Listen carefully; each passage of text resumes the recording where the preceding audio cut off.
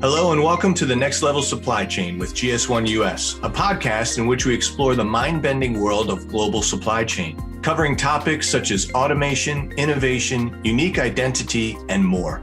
I'm your co-host, Reed. And I'm Liz. And welcome to the show. Hello, everyone. Today's episode is going to be about e-commerce and Amazon specifically and how Amazon's become such a huge part of our everyday lives. We're going to be speaking with a consultant, Leah McHugh, who's from E-commerce Chris. E-commerce Chris was started by Chris McCabe and some other former Amazon employees, and they consult for brands and companies on dealing with the complexities and compliance issues related to Amazon listings and more.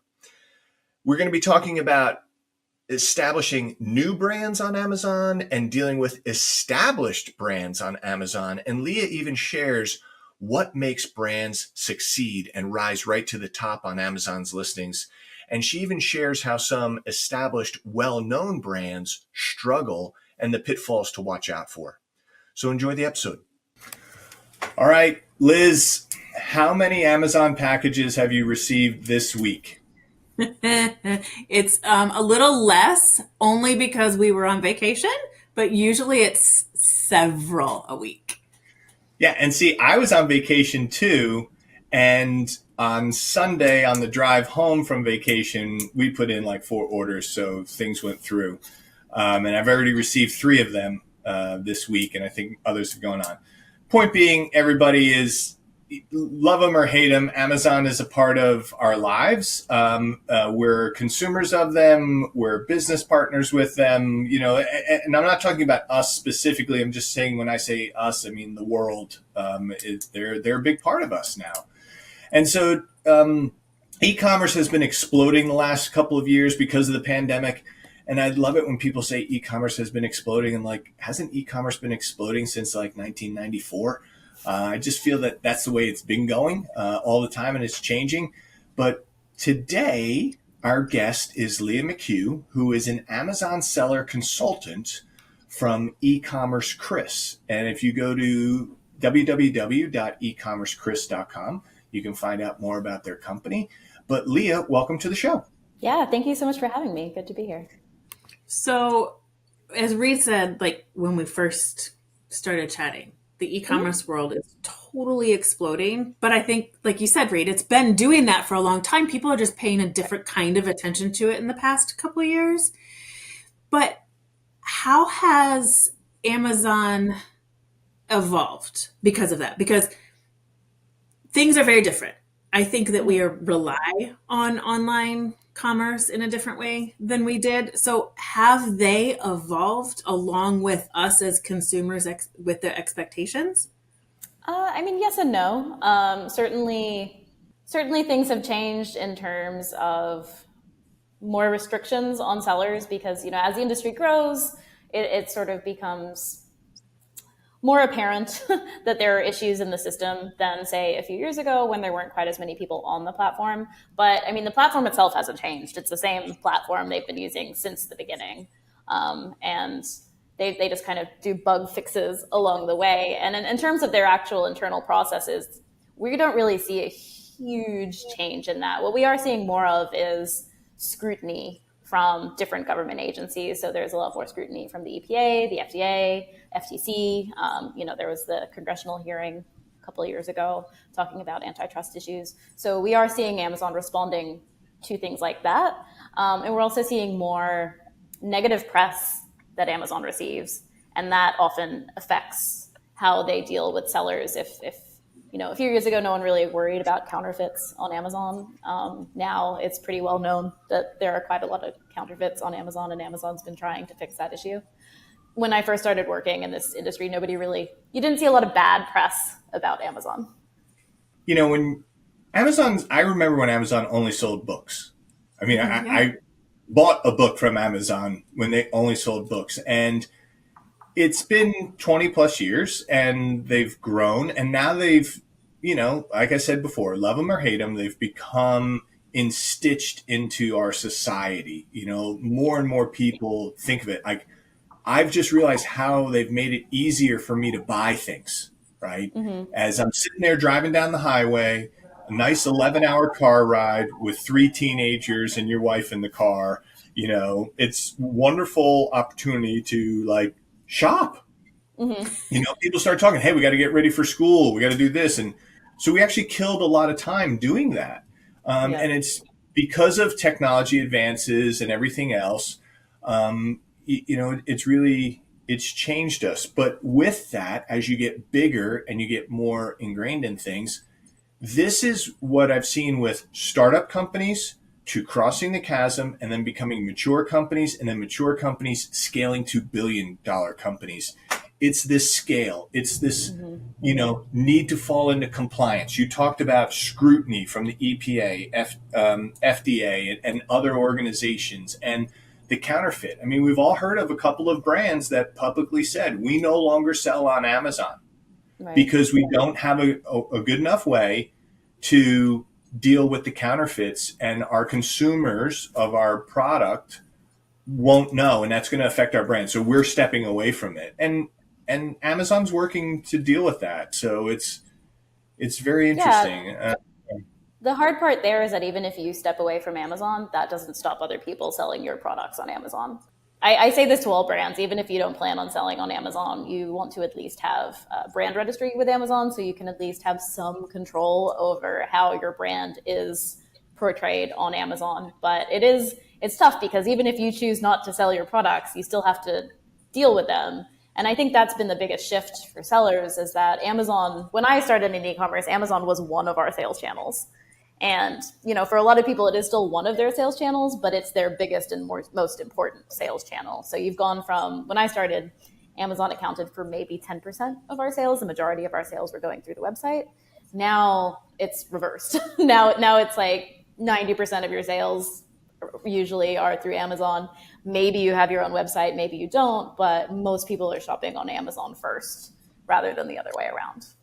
You can curate, you can build that brand on Amazon versus simply selling a product. I mean, you go out there, I learn every day. I need a dress for a wedding actually that's coming up in about a month. And I had no idea that there are these dress shops, right, within Amazon that you can buy specifically from a brand or a brand that you've never heard of. So, I mean, are brands, small and large, using it to curate and to build their brands? Yeah, so Amazon has given them a lot better tools than they had a few years ago in terms of brand building.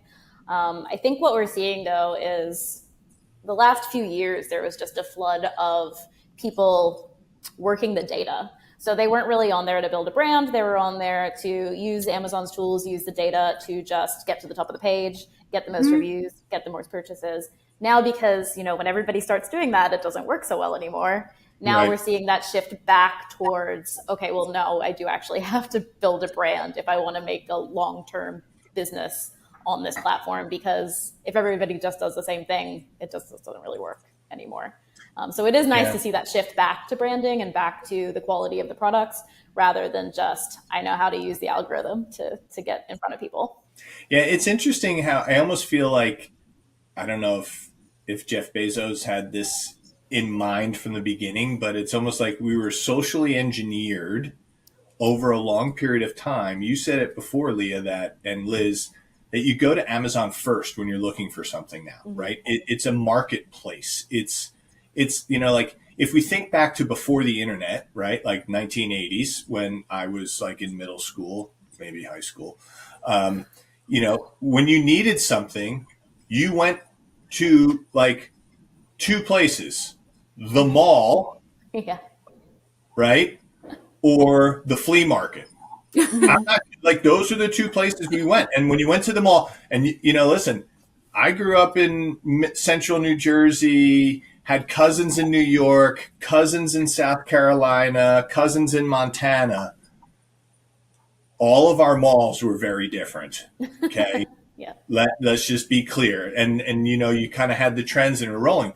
But we all just said it openly, like, we go to Amazon first because it's a fast place. And, sometimes the prices now aren't the cheapest on Amazon. Like, I'll go to Amazon and see a price, and then I'll go to the brand, and I'm like, oh, wow, it's actually $10 cheaper here. But you might be able to get it faster. That's true.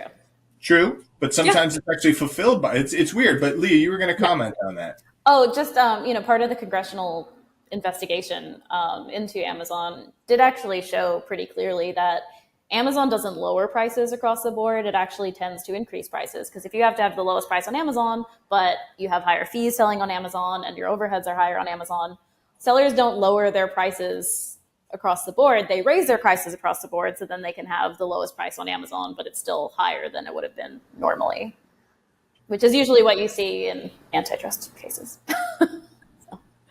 Very interesting. Very interesting. So I had a question here I wanted to get in, and we've kind of answered it a little bit, but I wanted to see if there was more to this. And, Amazon makes it rather easy for, any everyday person to just kind of come online, leverage their tools, and sell a product, right? So there's a lower entry of barrier to get there. But just because it's easy doesn't mean that there's not challenges to it. And you've already indicated some of the challenges. Back in the day, they didn't have a lot of scrutiny, and now they do have a lot of scrutiny. Mm-hmm. And they didn't have negative press. It was all great, and now they're getting some negative press. But are there other challenges that you're seeing that are arising as of late, from all the work you've been doing from your perspective? Yeah, I think because of the lower barriers to entry, what ends up happening is that a lot of the people that we work with face issues in their business somehow faster, but also slower. So because you go from $0 to millions much faster on Amazon than you would in like a traditional retail setting. So what happens is you're already making those millions before you run into those barriers.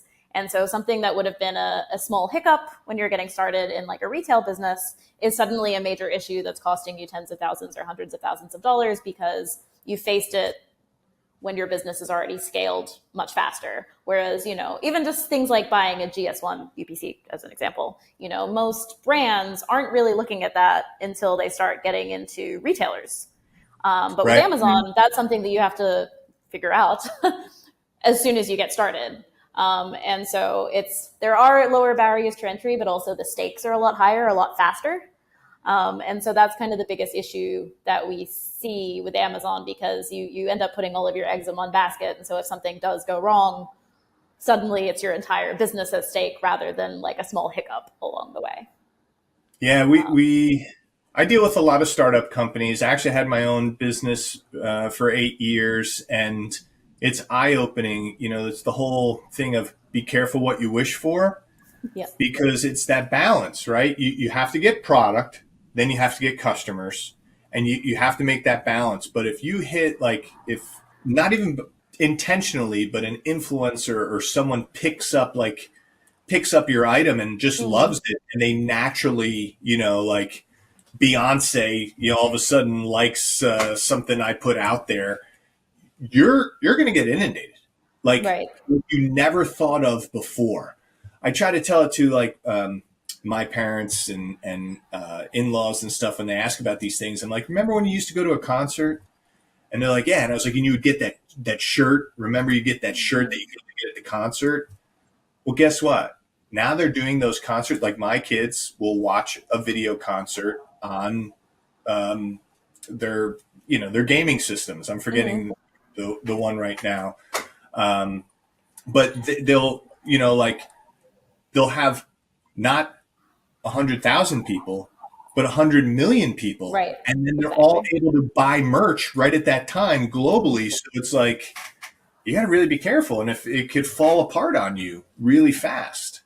Yeah. And, also because you are doing it faster and you are scaling so quickly, you also don't have time to necessarily learn as much about the products that you're selling and things like what kind of testing you should be getting done, even if it isn't legally required.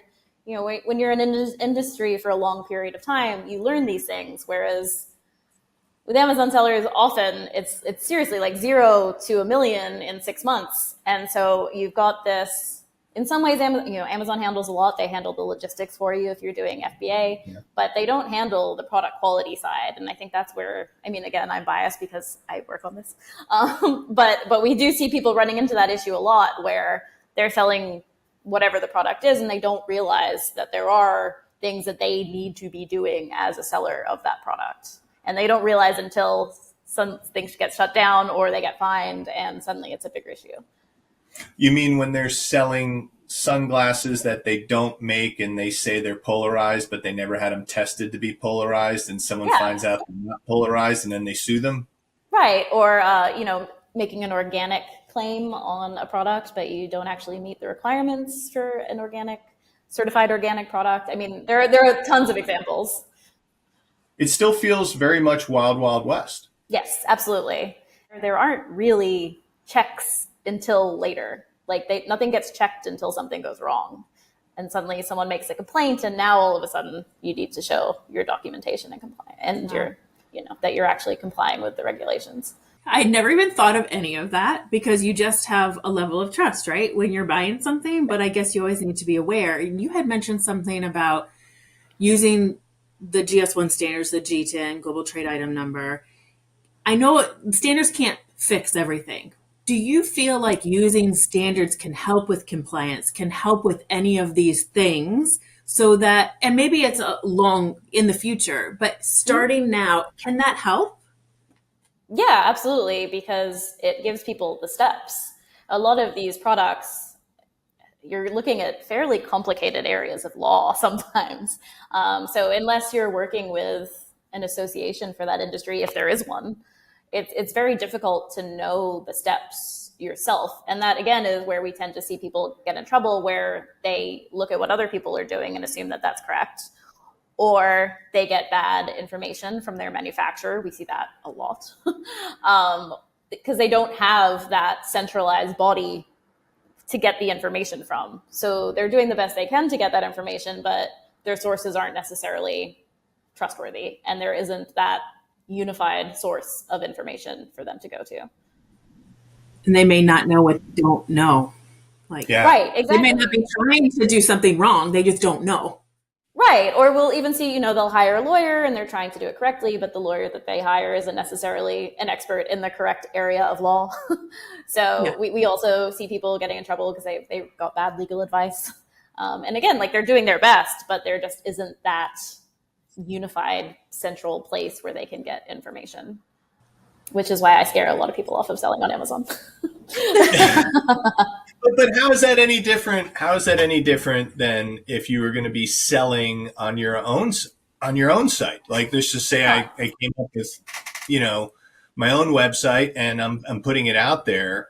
Are there special things? I mean, is there an advantage to me to sell it on my own site and also sell it on Amazon site, but have them do it first because maybe they've learned from so many folks and there's certain things that they start to point out, like now they're requiring the use of universal product codes in their listings where they didn't before, and they're doing that, I'm assuming, to try to help with the counterfeit aspects of this, to have a third party recognition of it. I don't know why they all of a sudden said we need to do this. Yeah, and so it isn't just Amazon that led to the, I guess, not deregulation, but it's kind of the deregulation of product sales. But it is the same if you're selling on your own website. I think the difference from e-commerce versus traditional retail is that in traditional retail, you really only got to a certain size if you were just selling it in your own store. When those smaller brands started looking at what they needed to do in terms of documentation, testing, standards, whatever, was when they started selling into bigger stores. And, when you get set up in those bigger stores, you do have to go through a long, sometimes 6 months process where they are checking that your product meets all of these standards and that you have GS1 barcodes so they can use it within their own logistics system. It's built into the journey. Whereas e-commerce, that hasn't yet happened. You can just start a website, you can just sell on Amazon, and you can go from, it's not a little store anymore. You're reaching the entire world from what would have just been a little local store somewhere. See, you just nailed it with that. And, if we go back to my analogy of the 1980s where we went to the mall, and you went to the mall and you would see the typical, we were called mall rats, the kids that would hang out there all the time, and, the food court and all of that stuff. And, God forbid someone took a photo. You were lucky if someone could make a copy of that photo, right? And then, the photo would just be handed around to certain people. But nowadays, it's like social media. That photo goes on social media, it just went to the world. It didn't go Right, to your exactly. group. And so that's the same thing that's happening here with the brands. It's like you put something out there. It's not just going to your community with your little small boutique retailer that you're trying to grow into a Macy's or, Sephora or something else like that. That's going to be a national or global brand with multiple stores. Overnight, you go from I'm in my garage to I'm in everybody's storefront globally. It's a Right. lot to consider. Absolutely. Exactly. And yeah, they're just, depending on the kinds of products you're selling, it's difficult to find reliable information on what you need to be doing with your products. I mean, certainly there's plenty of information about marketing your products, but it's hard to find that what the steps you should be taking for product quality, product compliance, product safety, which is why we have our own little cottage industry where we help sellers deal with that. So, so let's talk about that then real quickly. Liz, I'm going to just jump in here on this one. Do you consult new businesses the same way you consult established ones, or is there difference or nuance between them? What are the biggest pieces? I guess two part, is maybe we can follow up, and then what's the biggest pieces of advice that you want to drive home for them? Yeah, so that's the interesting thing. It's like, what is an established business on Amazon? Somebody could be selling for years, but they don't necessarily know more than somebody just getting started, and somebody can selling millions and still not really know that much more. It's hard. Wow, And you just I blew my see. mind. Yeah. I'm not joking. She just blew my mind, but I totally got it in an instant. What you're saying is like there could be a retail company that's been selling physical and retail stores for like decades and has millions of customers, but moving to the e-commerce space, they're Yeah. considered a new business. And they do have advantages just from brand recognition on that side of things. But we do see a lot of, like, I mean, you can see it yourself if you're shopping on Amazon. Some major brands have really terrible detail pages. Like there's hardly any information. The pictures aren't very good. They don't even rank at the top of their category because this is new to them. They don't necessarily know what they're doing. And if they're doing it in house, which we find a lot of larger brands do start that way, or I've had conversations with people who are just like, well, we'll just have our intern manage Amazon, not realizing that this is its whole other ecosystem that does really need to be managed and should be multiple people's full-time job if you're at that scale. So we see that a lot. I love that one because I've seen that too. I've actually been at a startup where they're like, yeah, we'll just let them deal with that. And I'm like, okay. So the major account brings in $1 million a year and has 100,000 employees, and that's who you're selling to. But you're letting the intern deal with $10 million a year that goes to 4 million people, and they're just scratching the surface. Right. Like it could probably easily be 100 million, not 10 million if they actually had a team running it. Exactly. So it is this weird space for that. Like some brand new brands can just like go right to the top on Amazon, and then established brands just flounder. So when you're advising them to start, listing on Amazon and doing work, are there any, big gotchas right off the bat that you're like, hey, you may not be aware of this, but this is what you really kind of need to do to protect yourself? Or do you kind of come in and say, this is what we do today, be prepared, because in 9 months it could totally change? Yeah. What's interesting is, in terms of competition, Amazon changes a lot. But in terms of Amazon's own procedures and rules, they actually don't change that much.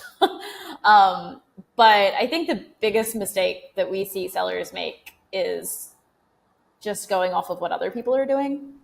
I have that conversation a lot where somebody gets in trouble for something and they're like, well, my competitors are doing it, so I assumed it's fine. And so I think that's the biggest thing, is knowing the rules yourself and familiarizing yourself with Amazon's policies, which are not fun to read, but it's worth familiarizing yourself. I mean, again, they're not all in one place. Like, you don't get a book of all of the policies. You do have to search around the website to find all of the important information. But you have to know it yourself. And whether you're hiring out or, again, like I said, looking at what other people are doing, that's usually where we see people get in trouble. They didn't know that what this other person was doing was incorrect. And most of the people we work with don't knowingly break the rules. It's usually they have no idea until their listing is blocked or their account is suspended. So it's knowing the rules yourself, I think, is the key part, because Amazon won't use, you can't give Amazon excuses. So if you just say, oh, somebody else was managing it, it was their fault, that's not going to help your case. They're going to ignore that and potentially ignore anything else you send after that. You really have to be accountable for everything that happens on your account, because ultimately Amazon will hold you accountable for whatever happens, regardless of whether you did it or somebody else. And you can't tell them that everybody else is doing it. That also is not a valid argument with Amazon. Yeah. Yeah. Don't follow the sheep. Right. Well, because, yeah, like I said, I have this conversation a lot because I work on listing compliance and I work with product compliance. And yeah, I mean, I can go on Amazon and in 3 clicks, I can probably find a listing policy violation. So if you're looking at what all of the other sellers are doing, you're probably going to violate their policies too. Wow. That's a lot. That's why you need a team. Seriously. Right. Right. I mean, it just sounds like a lot to navigate. And those of us who are consumers of that don't see all that's behind the scenes to get the products, and forget the logistics of it, just the listing, like you said, and the navigating how to get it, on the site and how to do it well. That's just a piece of it. Yeah, I mean, like KN95 masks are a good example. Those KN95 is a Chinese designation. N95 is the US designation. They're different. But so the FDA doesn't regulate the KN95 designation because it's not an American regulation, whereas Amazon has its own specific KN95 policy. So just because you don't legally have to register your products with the FDA because it's a Chinese designation doesn't mean that you don't have to do specific things on Amazon because they have their own laws for that kind of product. Yeah. See, this is why I scare off the new sellers. Seriously. I mean, it would be like, okay, oh my gosh, how do you even keep that straight? Back to scaring off, and Liz, I know you got a question there, but back to scaring off the new sellers. It's that old saying of, if it's too good to be true, it's not true, right? Like, and if it's too easy, it's not going to, I love these clickbait things and these little YouTube videos of, my side hustle makes $13,000 a day without using email or social media. It's still work. It's still work. Now, I'll say this, the reason I think our economy is still flourishing and moving and everything is because of the digital platforms like companies like Amazon and others have created, that I don't have to be, I don't have to know how to code. I don't have to be a computer expert. I can be a business person and leverage their platform. But you still have to be a business person, and you still have to do fundamental building blocks of business and building those foundations. But I can do it with a lot less people and a lot less capital. So I still think, I don't discourage people, but it's still work, right? Nothing's it's not passive. Yeah, exactly. There's the whole thing when people are like, passive income. I'm like, what is passive income? I either had to work to make the money to buy an investment that will make money over time, but it's still made, so anyway. If there is something called passive income that is real, I sign up for it. That would be amazing. Yeah, truly passive. Yeah. I don't do anything. Truly passive. Like I sit here. Yeah, that is not Amazon. No. There are 2 questions that we finish up our podcast with. I'm going to ask you the first one. And this can be what's your favorite technology? It can be something you use for work, something you use in your personal life. But right now, what is your favorite technology that's out there that you use? I don't know if this one counts because I don't personally use it, but my partner does. He has hand mobility issues, and he has a mouse. It's called Glass House, and it sits across the top of his glasses, and so it tracks his head movements for the mouse cursor instead of having to move a mouse with his hands. That's And awesome. what's it called? It's called Glass House. Glass House. Like, so it's supposed to be like glass mouse, but they dropped the M, I think. Yeah, Glass House. Okay, That's that's what I thought I was amazing. hearing. Yeah, and so you can have like a little switch, or you can have a bite switch if you can't use the switch for their hand. I Right. think it's the coolest thing. Yeah, a lot of Amazing. paralyzed folks were using that for a while. Now it's become more mainstream because people with arthritis and Right. carpal tunnel syndrome and other things. I love how technology like continues to weave its way into the fabric of our lives in different aspects. Okay, so the other question we always ask everyone here is, what's something along your life journey that has just blown your mind? It's changed the way you look at the world or the way you think, or you just as your core being. Like it had a big impact and it just blew your mind. And you like paused and were like, wow, what is that? I think this is going to be like not that mind blowing probably for other people, but it was mind blowing for me. It was when I was already working in e-commerce, and it was the day that I fully realized that I can do what I do from absolutely anywhere. Right. I don't need to be in an office. I don't need to be in a certain city or a certain country. I can do this from anywhere. And I did do it from anywhere up until COVID. But even in COVID, you can do it anywhere. Yeah, right. And so, we didn't have to adapt to working from home. But, prior to COVID, Chris and I didn't even meet in the US. The first time we met in person was in Portugal, and then Ireland, and then I think the US. But I worked from Morocco. I've worked from Thailand, Australia, Ibiza, all over the world. And for those of you that might have missed it, Chris is the founder of e-commerce, Chris, that Leah works for. Well, Leah, can't thank you enough for spending the time with us today and really just kind of opening up our eyes and our minds to thinking of different things. A couple things I took away was, you may be a new business, but have already had 10, 20, or 30 years in traditional retail. But when you go to e-commerce, it's really a new business for you. Mm-hmm. And if you're looking to get onto Amazon and move forward, don't be a sheep. Don't follow the crowd, because it's going to get caught up, right? Just because they haven't gotten called out on a compliance issue online for something doesn't mean that they're not going to be. And so if you start off following bad trends, it can really put you behind. So read the details, read the compliance pieces from Amazon. It's their platform, but then also know. And I've actually run into this as well, where you call a lawyer, but the lawyer is not the specialist in that field, right? I mean, that's why there's tax attorneys versus litigation attorneys versus, compliance attorneys, mm-hmm. and they're, specialize in auto and specialize in health and all those types of things. It's a complicated world. It really, really is. We are very big on specialization at e-commerce, Chris.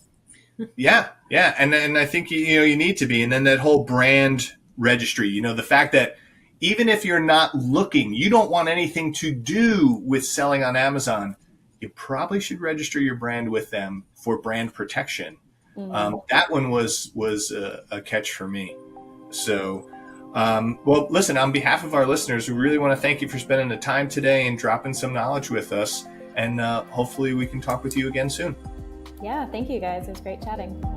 Thank you for joining the Next Level Supply Chain with GS1 US. If you enjoyed today's show, you can subscribe to our feed or explore more great episodes wherever you get your podcasts. Don't forget to share and follow us on social media. Thanks again, and we'll see you next time.